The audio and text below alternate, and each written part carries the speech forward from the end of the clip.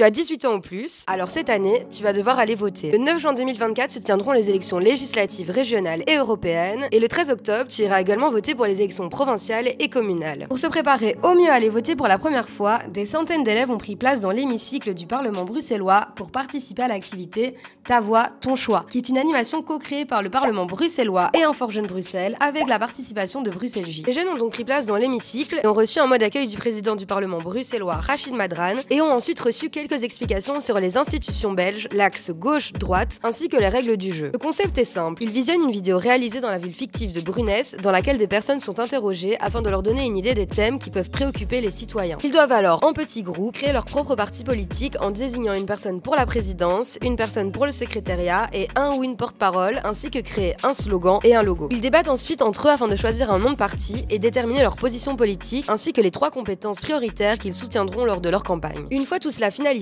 ils se rendent devant l'hémicycle pour présenter leur parti ainsi que leur programme et répondre aux questions posées par les autres partis. Il est maintenant temps d'aller voter, ils se rendent donc aux urnes afin de voter pour le parti qui les a le plus convaincus. Et en fin de matinée, un petit quiz sur la politique belge est organisé avant de donner les résultats. Et vient finalement l'annonce des grands gagnants, un parti francophone et un parti néerlandophone sont élus. À ton avis, quelles étaient les compétences qui sont les plus ressorties? Si tu as des doutes ou des questions sur les élections, n'hésite surtout pas à nous écrire.